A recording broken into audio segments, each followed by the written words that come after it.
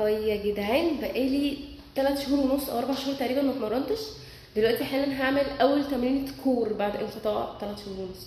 حاسه ان انا هصحى تاني يوم بطني مش قادره منها وعضلات بطني وجعاني جدا.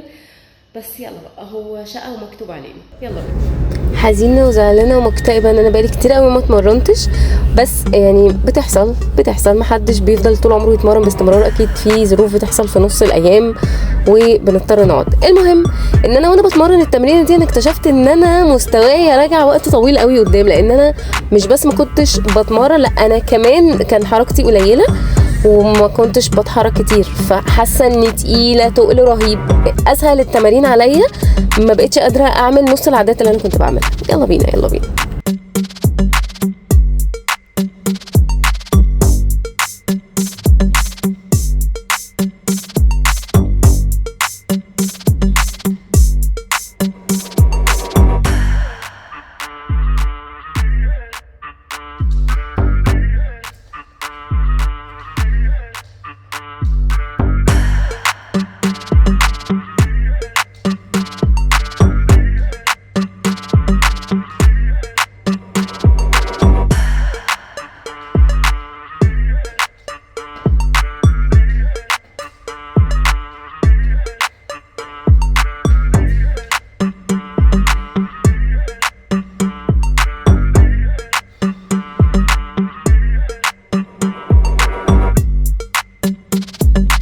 هنا انا كنت بحاول استوعب اللي انا وصلت له، بجد انا زعلانه قوي يا جماعه.